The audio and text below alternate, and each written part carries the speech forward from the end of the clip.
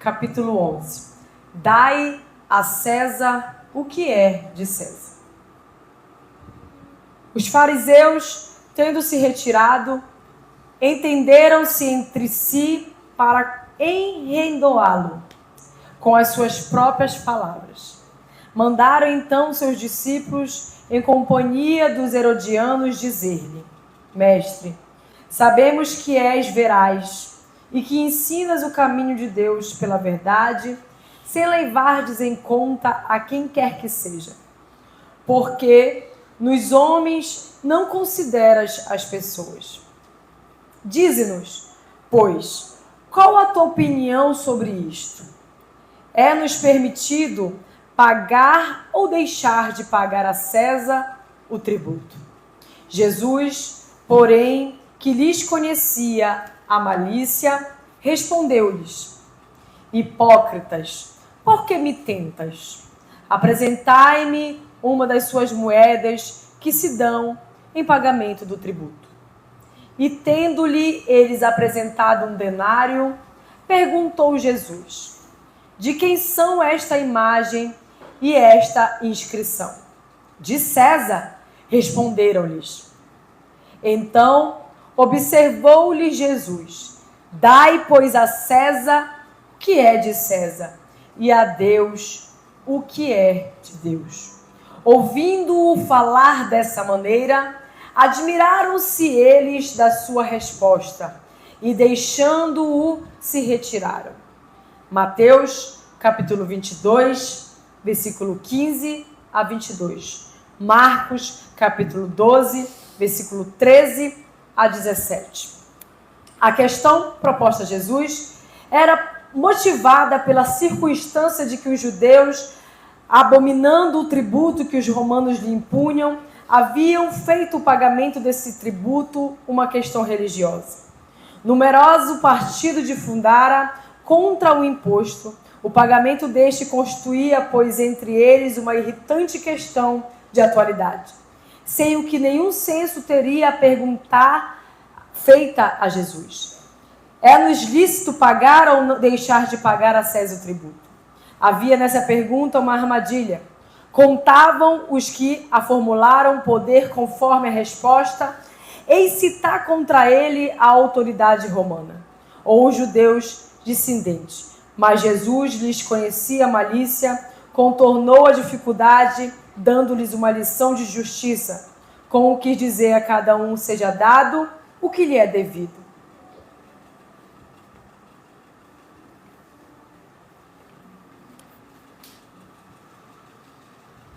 Boa noite. Vamos elevar nosso pensamento a Deus para iniciarmos a nossa prece com a oração que Jesus nos ensinou. Pai nosso, que está no céu, santificado seja o vosso nome. Venha a nós o vosso reino. Seja feita a vossa vontade, assim na terra como nos céus. O pão nosso de cada dia dai hoje. Perdoai, Senhor, as nossas dívidas, assim como nós perdoamos os nossos devedores. Não nos deixeis cair em tentação, mas livrai-nos de todo mal, Senhor, porque vosso é o reino, o poder e a glória para todos sempre.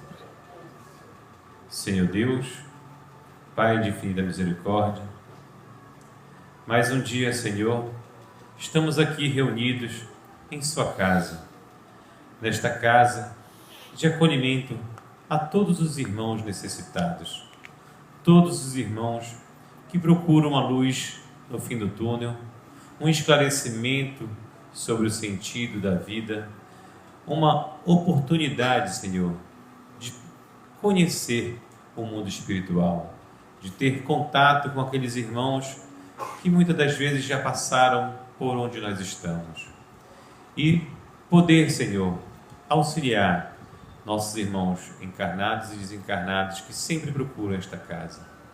Uma casa que não é perfeita, mas que vem trabalhando em prol do bem, do amor e da caridade. Feita por irmãos imperfeitos, mas que escolheram, Senhor, mudar do mal para o bem e praticar o amor ensinado pelo nosso irmão Jesus Cristo. E hoje, Pai, estamos aqui dispostos a aprender e virar a chave da vida para um renascer de uma prática voltada ao auxílio, à caridade para nossos irmãos em conjunto, para que todos possam ter as mesmas oportunidades de evoluir e um dia, Senhor, ganhar o mundo espiritual. E nesse momento, Pai, nesta casa, pedimos a sua força, a sua luz e o auxílio dos nossos irmãos do mundo espiritual, nosso irmão Zura, que coordena esta casa, nossos irmãos da Represa e das colônias amigas, nosso irmão Nazareno, todos, Senhor, para que eles possam, através dos nossos irmãos em boas condições de trabalho, atender nossos irmãos encarnados e encarnados presentes aqui hoje, para que eles possam sair daqui melhor do que chegaram. E assim, Pai, com a Tua permissão, com a Tua luz, com a Tua força, damos início ao nosso trabalho de hoje. Que assim seja. Hoje, nossa palestrante, Maria Clara, minha mulher, né? Eu só não sei o tema. Tem tema? Fora da caridade não há salvação. Fora da caridade não há salvação. Nossa.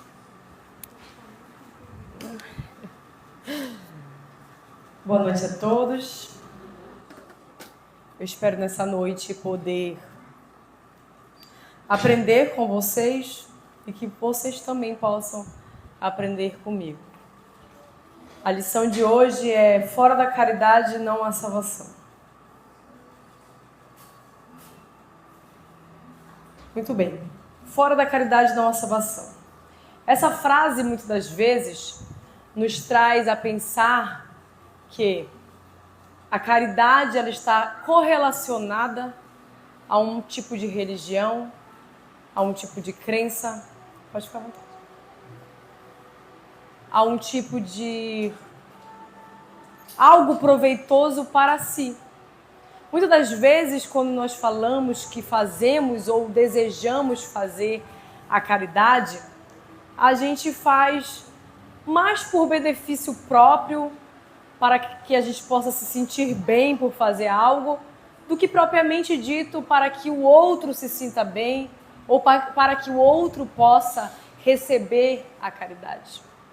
E a gente fala de caridade, muitas das vezes, com a nossa ganância, de poder nos olhar e nos acharmos pessoas dignas de dizermos que somos pessoas benéficas, pessoas do bem. E muitas das vezes enxertamos os nossos próprios orgulho, nos olhando e nos identificando como pessoas boas, dizendo: como eu sou caridoso, como eu ajudo o outro, olha só, como eu faço a caridade para com o outro que nem a merece, como eu sou bom, como eu sou generoso, né? E quando Jesus, ele deixou muito dito sobre a caridade, quando ele disse: amai-vos uns aos outros como eu vos amei, que está lá em João 13, versículo 34. E o que é esse amor ao próximo? E o que é esse amor ao outro? Porque, dependendo do nosso grau de equilíbrio espiritual, dificilmente cada um de nós tem a disposição de se fazer mal. A gente quer para cada um de nós o bem. A gente quer para cada um de nós o melhor. A gente quer ser bem sucedido. A gente quer ser bem tratado. A gente quer ser amado. A gente quer ser cuidado. A gente quer receber a caridade. Não é assim que a gente se vê? Porque nós nos intitulamos que somos merecedores do recebimento do bem. Mas Jesus, quando ele veio e ensinou a amar o próximo como a si mesmo, e amar uns aos outros como ele nos amou, ele está dizendo: por que esse sentimento, esse amor genuíno que eu consigo identificar dentro de mim para comigo, eu não consigo retribuir ao meu outro ou identificar quando o outro necessita da mesma visão de caridade, da mesma visão de amor, da mesma visão de amparo que o outro necessita. Então ele diz que fora dessa caridade não há salvação. Assim como também é dito que eu poderia falar todas as línguas dos anjos, né? Eu poderia fazer a maior caridade, eu poderia fazer tudo o que Jesus fez genuinamente aqui na terra. Eu poderia pregar, eu poderia expulsar demônios, eu poderia ser do bem, mas se não houver nisso tudo, em tudo que eu me disponibilizo a fazer, o principal, que é fazer tudo isso com amor, nada adiantaria. Então eu posso testemunhar que eu acredito em Deus, eu posso servir a Deus, eu posso fazer a caridade com aquela intenção de que a minha mão esquerda identifique o que a minha mão direita fez. Mas se não houver nisso tudo amor, nada adiantaria. E o que é a caridade? Qual o verdadeiro sentido da palavra caridade? E a caridade, ela vem ser a benevolência, a indulgência para as imperfeições dos outros. Porque é muito fácil a gente ajudar de 1 a 7. É muito fácil a gente ajudar, amar e cuidar das pessoas que nos fazem bem, das pessoas que nós nos damos bem. Mas o mais difícil é ser caridoso, é ser indulgente com aquele que tem as imperfeições para conosco. E a verdadeira caridade, ela é reflexo do amor que é necessário para que a gente anule a nossa visão de enxergar as imperfeições do outro e conseguir enxergar o que nós mesmos enxergamos em nós. Porque nós identificamos que nós somos. Número 8. Nós identificamos que nós também somos imperfeitos. A gente identifica que a gente tem maldade. A gente sabe.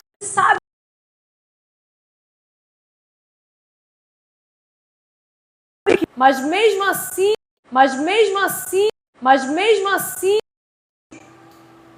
reverte essa situação de identificar no outro. Quando a gente começa a ver as imperfeições do outro, a gente começa a botar numa balança que o outro não é merecedor da nossa atenção, do nosso amor, da nossa caridade. Porque a gente coloca na balança as imperfeições antes de fazer a caridade. Porque, como diz dentro da Bíblia, antes de eu fazer o bem, o mal eu já pratiquei. Sabe por quê? Porque quando a gente vai praticar o mal, a gente não pensa, a gente só faz. Quando a gente perde o nosso racional, o nosso equilíbrio, quando a gente age por impulso, a gente não pensa se a gente vai ferir o outro, denegrir o outro. Quando a gente está com raiva, quando a ira toma conta do nosso ser, a gente simplesmente faz. Quando alguém faz mal pra gente, a gente pensa logo em se vingar. E a gente, muitas das vezes, se vinga, a gente faz a maldade, a gente deseja a maldade, a gente deseja que o outro se dê mal.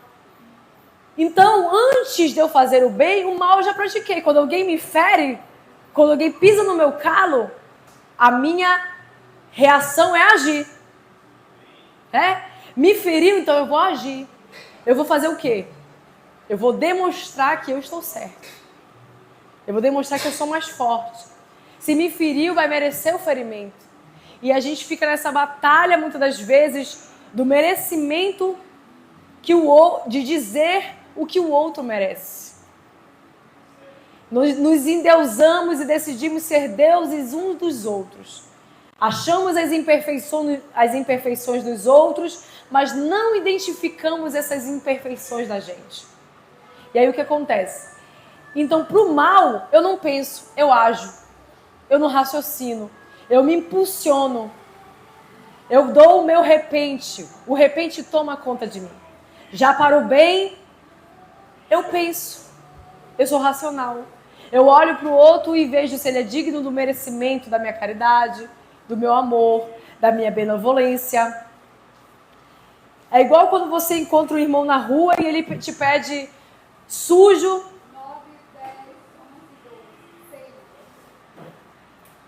ele te pede R$10 sujo e com cheiro de bebida na boca. A primeira coisa que tu vai pensar é, se eu der R$10, ele pode estar com fome, mas ele vai beber. Então, para o bem, eu sou racional. Eu penso se o outro merece. Eu consigo botar numa balança. Mas já para o mal eu me impulsiono. Eu ajo. 13 a 15. 15 a 20.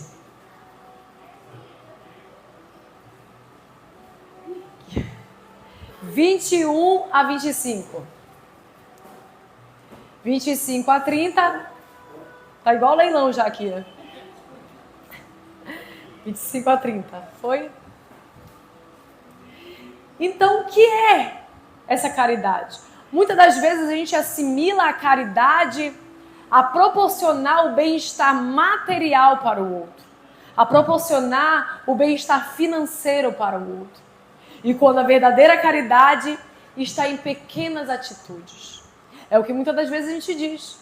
Vamos fazer o Natal Solidário da Casa Espírita. E aquele que tem condições de ajudar financeiramente é bem-vindo. Aquele que tem condições de ajudar comprando uma cesta básica também é bem-vindo. Mas a gente deixa bem claro que a verdadeira caridade muitas das vezes está na tua disposição de um tempo de estar aqui com os nossos irmãos, confraternizando, de estar aqui dando para eles, proporcionando a eles um momento de lazer, de felicidade. A verdadeira caridade, ela está no consolar, no entender, no olhar para o outro e enxergar as suas razões, os seus motivos, o que o outro necessita. Porque muitas das vezes a gente pode tirar milhões do bolso e dar. Entregar uma casa, um carro, dinheiro. Mas às vezes a maior necessidade daquele que precisa receber a caridade está num sorriso, num abraço, no amparo, no silêncio de uma ofensa. Porque quando o outro também perde o discernimento e eu consigo identificar nesse outro a sua evolução espiritual, a sua falta de esclarecimento, quando eu dou ao outro um silêncio da ofensa, eu também estou sendo caridoso. Eu também estou sendo benevolente. Quando eu instruo alguém, eu também estou sendo caridoso. Eu também estou sendo benevolente. Mas muitas das vezes a gente assimila a caridade à nossa falta de sorte. E a nossa falta de sorte sempre está na posição social que ocupamos. A nossa sorte, a gente assimila a posição social do financeiro, do material. E muitas das vezes a gente diz para nós mesmos que eu só não faço pelo outro porque eu não tenho condições de fazer. Eu só não dou para o outro porque faltaria para mim. E dentro da própria Bíblia, a gente encontra uma mulher que entrega somente aquilo que ela tinha. Ela entregou não que o que estava restando, ou o que estava sobrando, ou o que não ia fazer falta momentaneamente, mas ela entregou o que ela tinha. Então a gente obtém um esclarecimento de que a caridade, ela está em tu dividir até aquilo que para ti poderia fazer falta. Mas a nossa sorte, a gente enxerga ela com olhos materiais de dizer, eu não tenho um bom emprego, eu não tenho um bom salário, eu não tenho muitas roupas. E se a gente for abrir nossos guarda-roupa, a gente encontra lá roupas que a gente usou pouquíssimas vezes. Eu, pelo menos, eu dobro minhas roupas. Quem não foi atendido? Por gentileza. Querem me deixar sem ninguém aqui me escutando. Então, muitas das vezes, eu pelo menos quando arrumo meu guarda-roupa, eu sempre digo assim, eu nem uso essa blusa. E dou. Mas às vezes a gente tem um apego tão grande material a um vestido, a um sapato, tá lá. Outro dia eu encontrei um amigo meu no casamento, um sapato que ele não usava um tempão.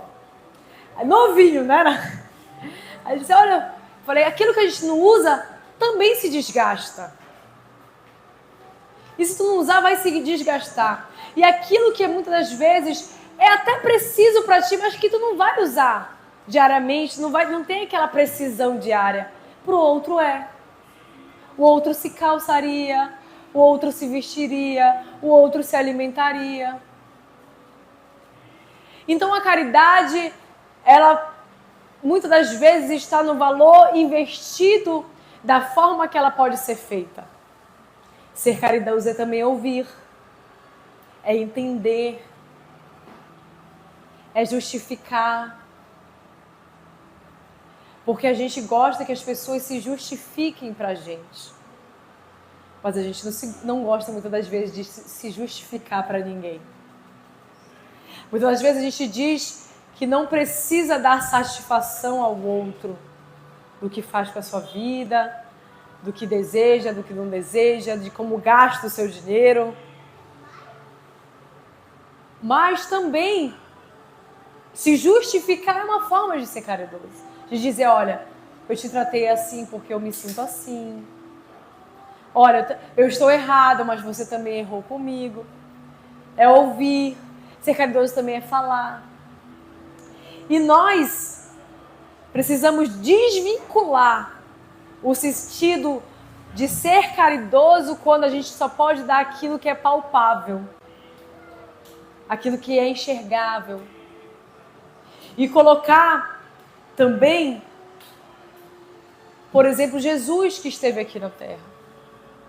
Jesus não chegou com fortuna. Ele chegou o quê? Para salvar aqueles que precisavam de uma palavra, que precisavam de uma libertação, que precisavam de um consolo. Ser caridoso também é perdoar. É tentar salvar o outro. Ser caridoso, na verdade, é fazer para com as pessoas tudo aquilo que gostaríamos que as pessoas fizessem para conosco. Porque quando eu estou com raiva, eu quero que alguém me entenda. Então, quando o outro está com raiva, eu preciso entender o outro. Quando eu estou triste, eu gostaria de alguém que me consolasse. Então, quando eu enxergar que o outro está triste, eu preciso querer que o outro se sinta consolado. Todo mundo foi atendido? Todo mundo foi atendido. Então, se eu conseguir enxergar no outro as necessidades que eu enxergo em mim, a gente está a um grande passo de estar próximo de saber o que é verdadeiramente a caridade. E a caridade está em amar até mesmo as imperfeições, porque todos nós temos desequilíbrios pessoais. Todos nós temos algo dentro de nós mesmos que precisa ser consertado. E a gente quer ser o quê? Entendido pelo outro. Mas a gente não procura entender o outro. E amar está entrelaçado com a palavra caridade. Porque eu dar sem amor não é caridade. É dever. Porque dever está em ajudar uns aos outros. E a caridade, quando a gente dá com amor, não é dever, é amor. O amor ele não precisa ser justificado. Ele precisa ser feito, ele precisa ser sentido, ele precisa ser vivido.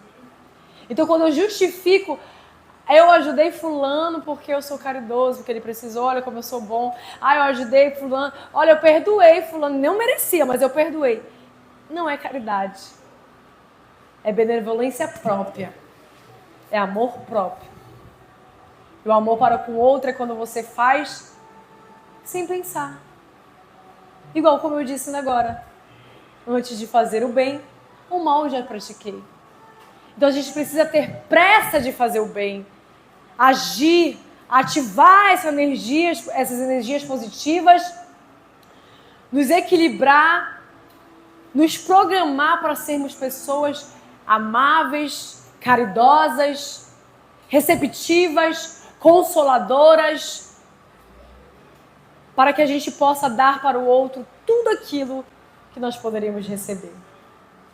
Então que a gente possa nessa noite ter como reflexão que se verdadeiramente é real o que nós muitas das vezes falamos, que tudo aquilo que plantamos, colheremos, então que a gente tenha sede de plantar o bem, sede de plantar o amor, sede de plantar a caridade, sede de ser bom para o outro, de semear, para que a gente possa colher tudo aquilo que a gente mesmo plantou. Porque tudo que plantamos, nós colhemos. Mas é impressionante que às vezes nós colhemos até aquilo que nós não plantamos. Sabia disso? Porque muitas das vezes a gente acha que o mal que nós estamos fazendo para alguém é muito pequeno. E a gente planta ali uma discórdia, a gente planta ali uma mentira, pequena na nossa concepção, mas que a gente pode futuramente colher males grandes para a nossa vida. Então, se nós temos opção daquilo que podemos semear, que tenhamos sede de semear o bem, o amor, a caridade. Que se o primeiro passo dessa caridade que a gente precisa fazer começar pelo nosso egoísmo de pensarmos em nós mesmos, que a gente pense pelo menos assim: eu vou plantar o bem para eu colher o bem. Que já é o primeiro passinho, já está plantando pelo menos o bem. Está pensando em si, mas já está fazendo um pouquinho do bem. Para que a gente possa semear o bem, transformar o bem, para que o bem possa florescer.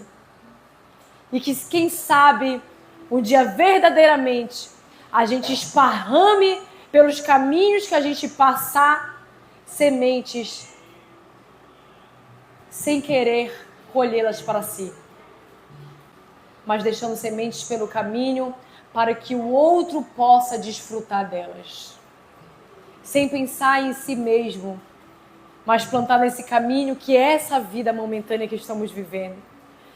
Chegará o momento em que cada um de nós findará a nossa missão, essa reencarnação. E tudo aquilo que nós tenhamos deixado pelo caminho, semeado, plantado, que pessoas colherão. Muitas das vezes uma mentira transforma a vida do outro em desgraças. Transforma a vida do outro em desequilíbrio, em tempestades que para ti parecem ser tempestades em copos d'água, mas que para o outro são verdadeiros tsunami. Então, se a gente vier ter o esclarecimento de que nós estamos numa vida emprestada momentânea, que a gente deixe nesse caminho sementes espalhadas pelo chão daquilo que outras pessoas possam colher. E que a gente possa nessa noite olhar para si mesmo e dizer: como eu gostaria de lembrar de mim. Porque muitas das vezes a gente fala: como tu queres ser lembrado? E o outro, muitas das vezes, só enxerga o bem na gente. Mas a gente sabe quem nós verdadeiramente somos. Sabe o que desejamos. Sabe o que queremos. Por isso que eu gosto de sempre dizer: como nós gostaríamos de lembrar de nós mesmos. Porque vocês podem até me olhar com uma saia bonita, o cabelo bonitinho aqui, e gostar de mim. E lembrar de mim: nossa, uma moça tão jovem, falando tão bonito, falando de Deus. Vocês lembrarão assim de mim, porque vocês conhecem só esse meu lado. Mas eu conheço os meus dois lados. Eu sei onde há em mim imperfeições. E assim, eu espero poder plantar em vocês nessa noite a concepção de precisar olhar para dentro de si e querer se perguntar: como eu gostaria de lembrar de mim?